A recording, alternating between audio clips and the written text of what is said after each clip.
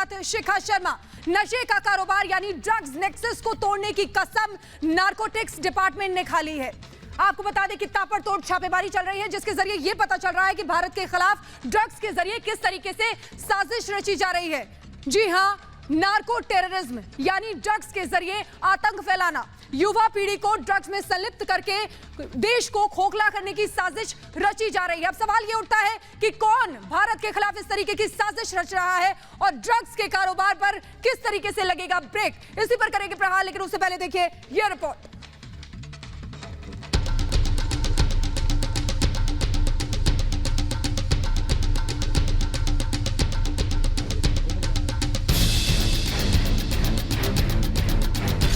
Drugs के जरिए भारत के खिलाफ साजिश,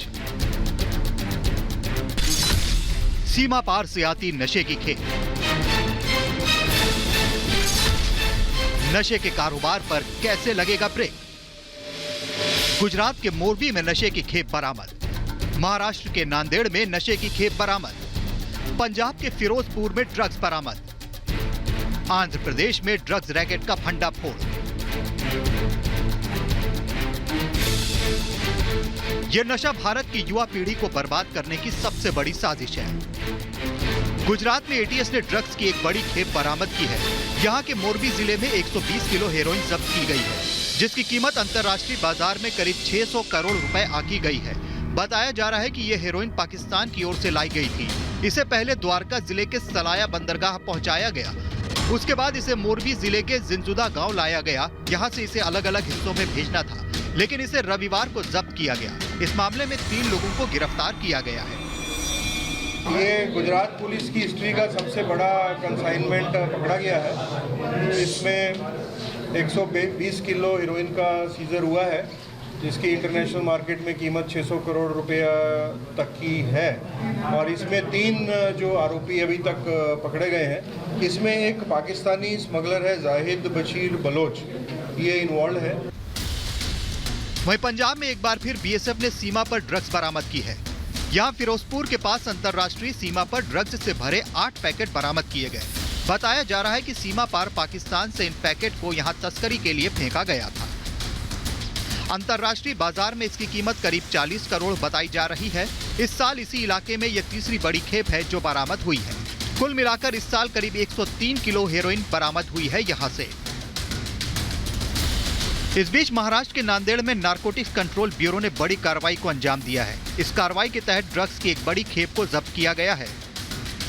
जानकारी के मुताबिक ये ड्रग्स विशाखापट्टनम से महाराष्ट्र के जलगांव जिले में जा रही थी। इस मामले में 2 लोगों को गिरफ्तार किया गया है। वहीं तेलंगाना के रचाकोंदा में पुलिस ने एक अंतर्राज्यीय ड्रग्स तस्करी रैकेट का भंडाफोड़ किया है। पुलिस ने 1240 किलोग्राम गांजे के साथ 3 ड्रग्स तस्करों को गिरफ्तार किया है। इस ड्रग्स की कीमत करीब 2.5 करोड़ बताई जा रही है। यह साफ देखा जा रहा है कि ये ड्रग्स अक्सर समुद्र के रास्ते या सीमा पार से आती है। इसके पीछे पाकिस्तान की भी बड़ी साजिश साफ नजर आती है। एजेंसियां लगातार कार्रवाई कर रही हैं। जरूरत है ड्रग्स के खिलाफ एक ऐसे प्रहार की जिससे कि ये नशा हमारे युवाओं को बर्बाद न कर सके। Bureau report, Republic Bharat. और अलग अलग जगह से हमारे सहयोगी हमारे साथ बने हुए, गुरसिमरन जम्मू से हमारे साथ सीधे जुड़े हुए हैं, अमनदीप शर्मा वाघा बॉर्डर से हमारे साथ जुड़े हुए हैं, प्रियंका शर्मा अहमदाबाद से हमारे साथ जुड़े हुई है। सबसे पहले प्रियंका आपके पास आना चाहूंगी, क्योंकि गुजरात की अगर बात करें तो बहुत बड़ी खेप बरामद हुई है, लगभग 120 किलो हेरोइन बरामद हुई है। क्या जानकारी इस समय मिल पा रही है, किस तरीके से इस ऑपरेशन को अंजाम दिया गया? प्रियंका।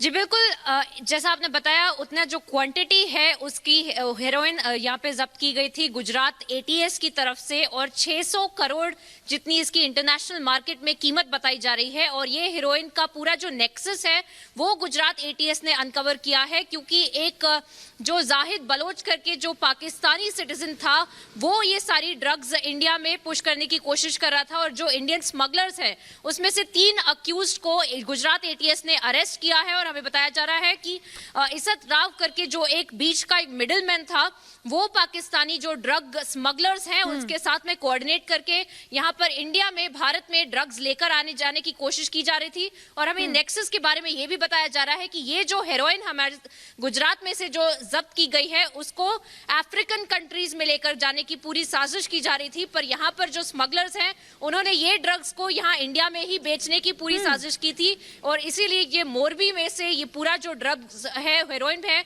वो पकड़ा गया था। और उसी के साथ साथ जो गुजरात एटीएस ने कार्रवाई की है, ये पता चला है जो ये पाकिस्तानी सिटीजन है जाहिद बलोच करके जिसका नाम है, वो काफी सारे केसेस में वांटेड है। डायरेक्टरेट और रेवेन्यू इंटेलिजेंस की जो ड्रग बस्ट हुई थी 2019 में, उसमें 200 करोड़ की जो हेरोइन जब्त की गई थी, उसमें भी वो वांटेड है, वो एक आरोपी है जो शुरुआत से ही भारत में ड्रग्स पुश करने का पूरा काम करता है गुजरात के कोस्ट से, और उसी वो पैसे का भी जो टेरर फंडिंग का लिंक है वो भी गुजरात एटीएस पूरी तरह से इन्वेस्टिगेट करेगी। जी बिल्कुल बिल्कुल प्रियंका, बिल्कुल प्रियंका, आप आपके पास वापस लौटेंगे और हमारे साथ गुरसिमरन भी हमारे साथ जुड़े हुए हैं जम्मू से, उनके पास जाना चाहेंगे। गुरसिमरन, एक बड़ी बात जो सामने आई है, जिस तरीके से प्रियंका भी बता रही थी कि बहुत बड़े लेवल पर इस ऑपरेशन को अंजाम दिया गया है, लेकिन नार्को टेररिज्म भी सामने आ रहा है, यानी कि ड्रग्स के जरिए आतंक फैलाना, और ये सीमा पार से हो रहा है। गुरसिमरन जी देखिए, निश्चित तौर पर और समझने की जरूरत है कि आखिरकार ये ड्रग नेक्सस चलता कैसे है जो नार्को टेररिज्म है। ये सारा जो ड्रग्स है ये आता है गोल्डन क्रेसेंट से, जो कि अफगानिस्तान में पड़ता है। अफगानिस्तान, ईरान, पाकिस्तान से अगर ये ज़मीन के रास्ते ये आएगा तो ये जम्मू कश्मीर से आता है, हंदवाड़ा कुपवाड़ा से आता है, पंजाब के रास्ते, पंजाब के जो बॉर्डर ज़िले लगते हैं वहाँ से ये ड्रग नेक्सस जो ड्रग्स है वो यहाँ पर कार्टल्स पहुँचते हैं। लेकिन अगर दूसरी बात की जाए समुद्री इलाके में, तो फिर ये ड्रग जो है ये ईरान से होते हुए ग्वादर पोर्ट तक जाता है, ग्वादर से होते हुए ये गुजरात के मांडवी में जाता है, और उसके बाद जो लैंड रूट्स हैं यानी कि ज़मीन के जरिए ये उत्तर भारत में और भारत के अलग अलग हिस्सों में पहुंचता है। तो ये जो पूरा एक रूट जो ड्रग स्मगलर्स की तरफ से तय किया गया है, यही इस्तेमाल लगातार किया जाता है। गोल्डन क्रेसेंट में सबसे ज़्यादा हीरोइन जो है वहीं पर बनती है, और वहाँ से लैंड रूट की तरफ अगर बात की जाए तो जम्मू कश्मीर से पंजाब से आता है, और अगर समुद्र की बात की जाए तो ग्वादर पोर्ट जो कि पाकिस्तान में है वहाँ से होते हुए गुजरात के मांडवी पोर्ट तक पहुँचता है, और वहाँ से आगे जो है इसकी सप्लाई की जाती है। इसमें पाकिस्तान के कई आतंकी हैंडलर्स भी इन्वॉल्व हैं, क्योंकि अब आप देखिए जब लगातार जो ड्रग्स रिकवरी हुई है तो उसकी जांच में ये सामने आया है कि हिजबुल मुजाहिदीन जो आतंकी संगठन है वो 2016 से लगातार जो है इसका इस्तेमाल, जो कि पैसा ड्रग्स बेचने से आता है, उसका इस्तेमाल जम्मू कश्मीर और बाकी हिस्सों में आतंकी गतिविधियों को बढ़ाने के लिए लगातार कर रहा है। तो जो ड्रग्स है वो सिर्फ ड्रग्स तक सीमित नहीं है, वो आतंकवाद तक फंडिंग का एक बड़ा जरिया है। शिखा बिल्कुल बिल्कुल गुरसिमरन, हमारे साथ अमनदीप शर्मा भी हमारे साथ जुड़े हुए वाघा बॉर्डर से, उनके पास जाना चाहेंगे। अमनदीप, बहुत बड़ी यानी कि एक मुहिम सी छेड़ रखी है नार्कोटिक्स डिपार्टमेंट में, जिस तरीके से हम देख रहे हैं अलग अलग जगहों से लगातार बड़ी बड़ी खेप जो है वो बरामद हुई है। अमनदीप आपके पास वापस लौटेंगे, लेकिन इसी बीच बड़ी खबर आपको बता दें, परमबीर सिंह के खिलाफ अब फैसला कल सुनाएगा किला कोर्ट। बड़ी खबर आपको बता दें, परमबीर सिंह जिसको भगोड़ा साबित करने की तैयारी की जा रही है, और आपको बता दें कि परमबीर सिंह पर फैसला कल है। काफी दिनों से लापता है परमबीर सिंह, पूर्व पुलिस कमिश्नर मुंबई का परमबीर सिंह, जो इस समय भागा हुआ फिर रहा है, यानी कि कई महीने हो गए लापता है। 3 गैर जमानती वारंट परमबीर सिंह के खिलाफ जारी किए जा चुके हैं, और अब किला कोर्ट कल फैसला सुनाएगा। बड़ी खबर आपको बता रहे हैं परमबीर सिंह को लेकर, परमबीर सिंह की मुश्किलें लगातार बढ़ती जा रही हैं। वसूली केस में 3 गैर जमानती वारंट परमबीर सिंह के खिलाफ जारी हो चुके हैं, लेकिन परमबीर सिंह का कोई अता पता नहीं है। बड़ी खबर आपको बता दें, किला कोर्ट अब कल फैसला सुनाएगा परमबीर सिंह को लेकर, क्योंकि लगातार परमबीर सिंह भागा हुआ फिर रहा है, काफी महीने हो गए तब से नजर नहीं आ रहा। और आपको बता दें कि लगभग 1 दर्जन धाराएं परमबीर सिंह पर लगाई गई हैं, एक्सटॉर्शन से लेकर तमाम धाराएं उसके ऊपर लगाई गई हैं। वो कॉपी भी हमने आपको दिखाई थी रिपब्लिक भारत पर, लेकिन बड़ी खबर आपको बता दें, किला कोर्ट कल फैसला सुनाएगा परमबीर सिंह के खिलाफ, यानी कि निश्चित ही परमबीर सिंह की मुश्किलें बढ़ती हुई नजर आ रही है। इससे पहले आपको बता दें कि पूर्व पुलिस कमिश्नर परमबीर सिंह को होमगार्ड डीजी के पद पर तैनात किया गया था, लेकिन अब उससे भी निष्कासित करने की बात सामने आ रही है। भगोड़ा घोषित हो सकता है परमबीर सिंह, क्योंकि भागा लगातार फिर रहा है। 5 महीने से ज्यादा हो गए हैं लगातार भागा हुआ है। एजेंसियां उसको ढूंढ रही है, लेकिन कहीं भी नहीं मिल रहा है परमबीर सिंह। किला कोर्ट कल फैसला सुनाएगा। तो बड़ी खबर आपको बता दें कि भगोड़ा घोषित किया जा सकता है परमबीर सिंह को। वसूली गेट जो बहुत बड़ा ये मामला सामने आया था, 100 करोड़ की वसूली गैंग में परमबीर सिंह ने चिट्ठी लिखी थी उद्धव ठाकरे को, जिसके बाद तमाम वो बड़े नाम सामने आए थे और एक बहुत बड़ा नेक्सस सामने आया था। और अनुज हमारे साथ, हमारे संवाददाता जुड़ गए हैं, उनसे बात करते हैं। अनुज, अब कल किला कोर्ट फैसला सुनाएगा, निश्चित तौर पर भगोड़ा भी घोषित किया जा सकता है। काफी महीनों से भागा फिर रहा है परमबीर सिंह। अनुज,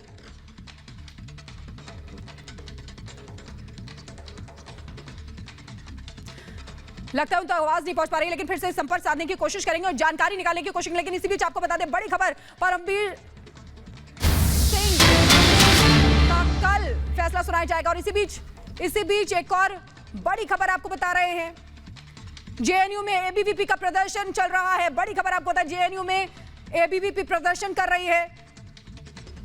कल एबीवीपी और आयशा के बीच झड़प हुई थी और अब एबीवीपी प्रदर्शन कर रही है जेएनयू में। बड़ी खबर आपको बता रहे हैं।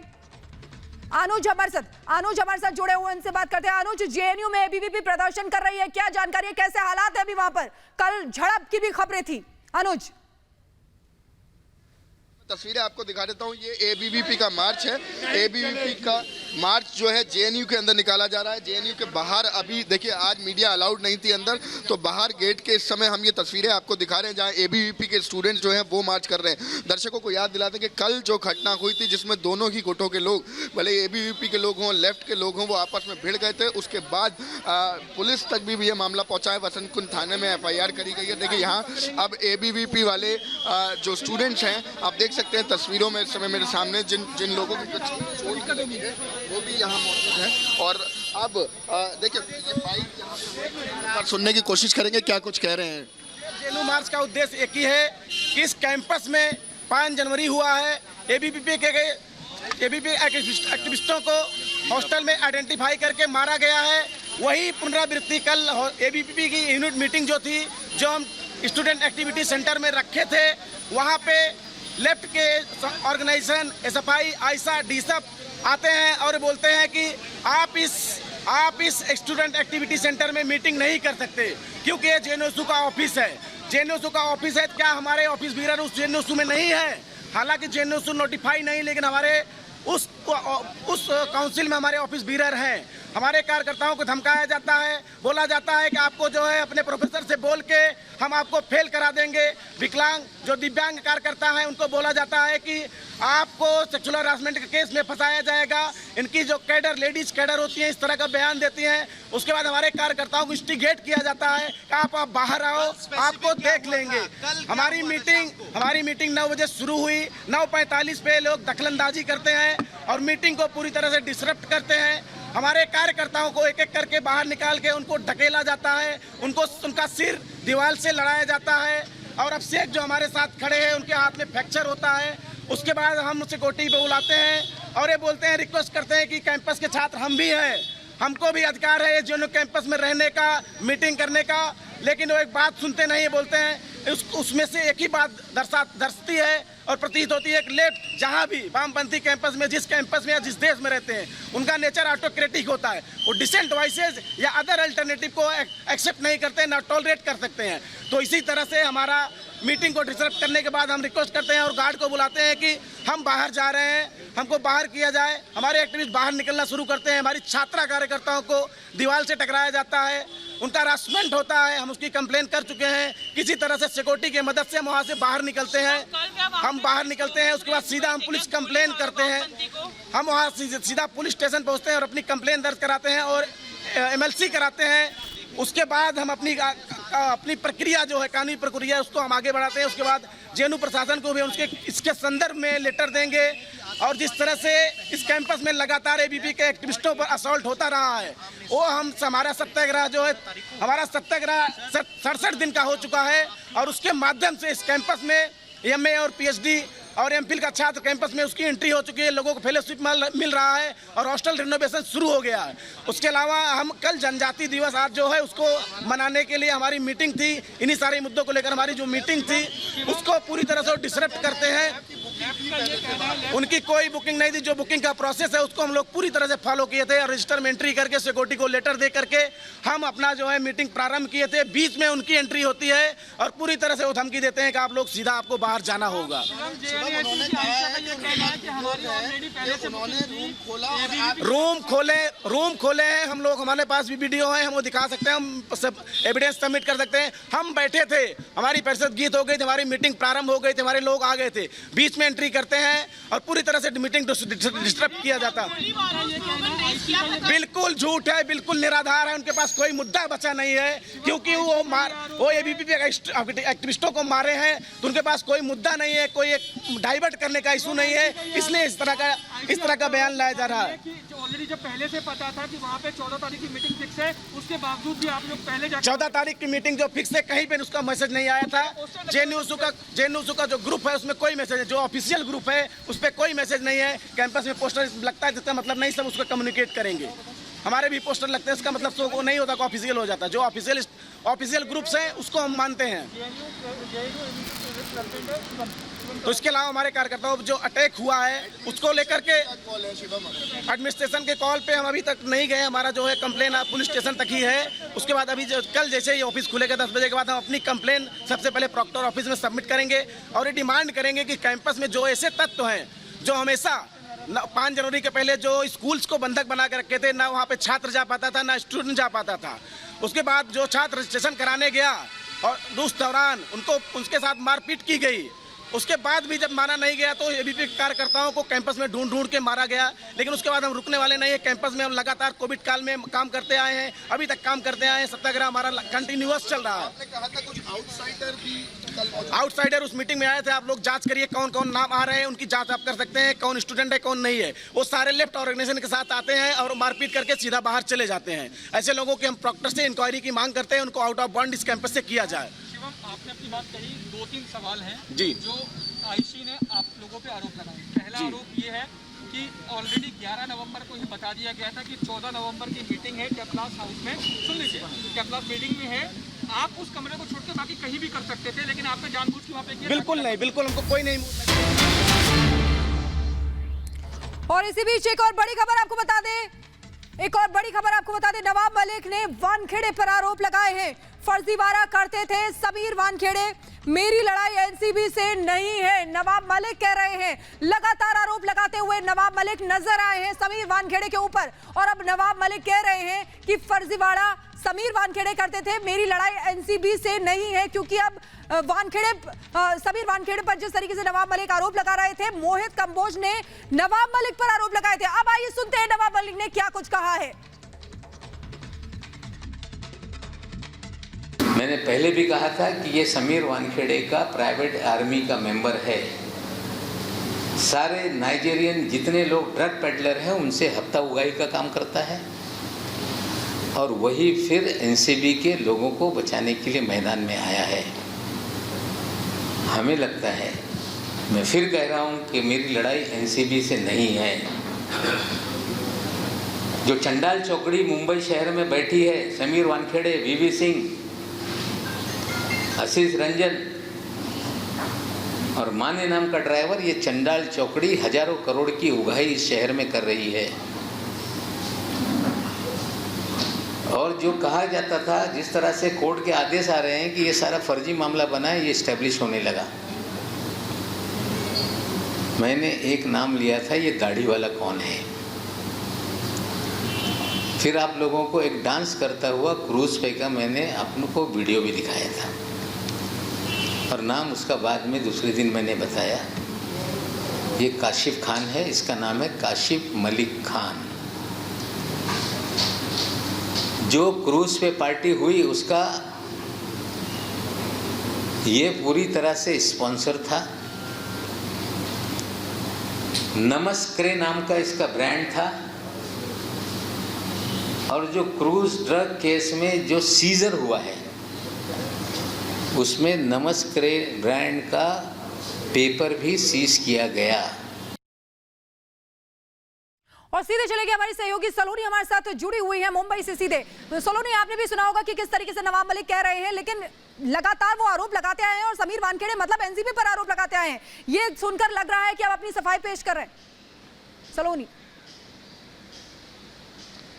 शिखा, देखिए, समीर वानखेड़े पर लगातार आरोप नवाब मलिक शुरू से लगाते आए और उसके बाद एसआईटी जांच हो गई, लेकिन उसी बात को दोहराते आज फिर अपनी प्रेस कॉन्फ्रेंस में नजर आए। काशिफ खान का उन्होंने फिर से जिक्र किया और ये कहा कि काशिफ खान समीर वानखेड़े का आदमी है। काशिफ खान इस समय गोवा में मौजूद है और गोवा से जो उगाही होती है वो सब समीर वानखेड़े के इशारे पर होती है। काशिफ खान उसे करता है और उगाही का पैसा समीर वानखेड़े तक आता है। ये बात कही गई। उन्होंने ये भी कहा कि एनसीबी उनका टारगेट नहीं है। चांडाल चौकड़ी, जिसमें ड्राइवर का एक नाम लिया, अचित कुमार का नाम लिया और समीर वानखेड़े का उनकी तरफ से नाम लिया गया। साफ तौर पर देखिए, नवाब मलिक को अब जब एसआईटी जांच कर रही है, उनके आरोपों के बाद समीर वानखेड़े इस जांच से अलग हो चुके हैं, उसके बावजूद भी नवाब मलिक बार बार एक ही बात को दोहरा रहे, रटते नजर आ रहे हैं। क्या वजह है? क्या अभी जो हालात बने हुए हैं महाराष्ट्र में उसको ठीक है सलोनी, वो चाहते हैं कि फिर एक बार ध्यान। बिल्कुल बिल्कुल सलोनी, आप ठीक कह रही हैं। और इसी बीच बता दें कि नवाब मलिक का वानखेड़े पर आरोप एक बार फिर से लगाए गए हैं नवाब मलिक की तरफ से। बहुत बहुत शुक्रिया सलोनी हमारे साथ जुड़ने के लिए। यहाँ रुकेंगे एक छोटे से ब्रेक के लिए।